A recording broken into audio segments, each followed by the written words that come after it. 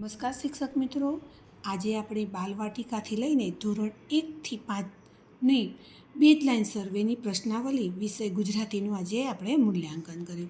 આજે મૂલ્યાંકન કર્યા બાદ આપણે ટ્રેકરની અંદર કેવી રીતે નોંધ કરીશું તેની વાત કરીશું કે આ બેઝલાઇન સર્વે અંતર્ગત આપણે જે ટ્રેકરમાં વિધાનોની કેટેગરી આપેલી છે, આ વિધાનો આપણને આખા વર્ષ દરમિયાનના આપેલા છે. હાલ આપણે જૂન જુલાઈની અંદર આ માસની શરૂઆત હોવાથી આપણને તે પ્રમાણેની એલો આપેલી છે કે જે બેઝલાઇન સર્વેની અંદર જે પ્રશ્નાવલી આપી છે તેની અંદર આપણને બાલવાટિકાની અંદર આપણા કુલ 10 વિધાનો છે.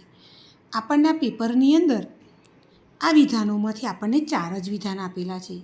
જો બાળક 6 વિધાન સિદ્ધ કરે તો જ આપણે એને નિપુણ ગણીએ છીએ. એ પ્રમાણે આજે બાલવાટિકાના પ્રશ્ન ક્રમાંકની વાત કરીએ તો આ બાલવાટિકાના પ્રશ્ન ક્રમાંકની અંદર આપણને 4 જ વિધાન આપેલા છે ટ્રેકરની અંદર.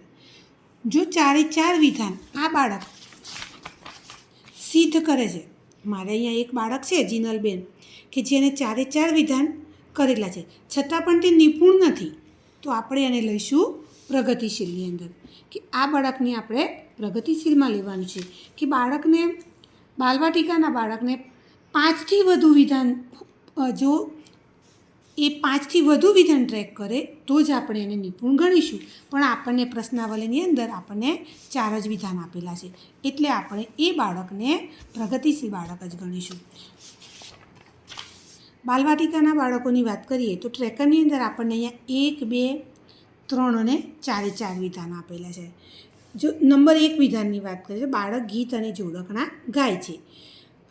વિધાન 2માં છે શિક્ષકે આપેલી સાદી સૂચનાઓને સમજે છે કે ભાઈ તમારો જમણો હાથ ઊંચો કરો, એક જગ્યાએ ઊભા થાવ, કૂદકા મારો, પક્ષીની જેમ પાંખો ફફડાવો જેવા પ્રશ્નો આપણને અહીંયા આપેલા છે.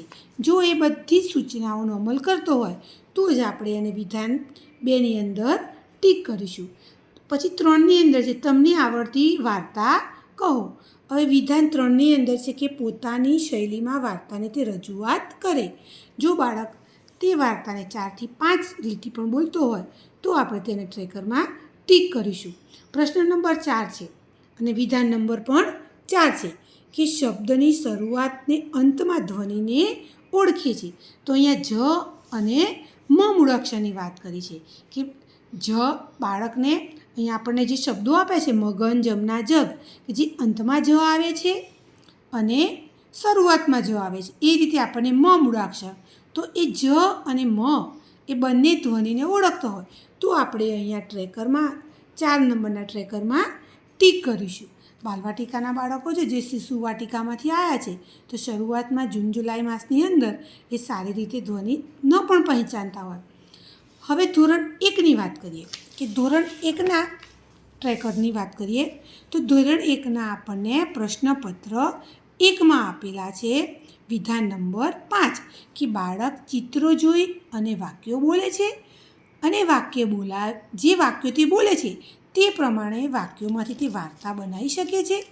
તો આપણે અહીંયા 5 નંબરનું વિધાનની વાત કરીશું કે ચિત્ર વાર્તાનો ઉપયોગ કરી ટૂંકમાં વાર્તા કહે છે.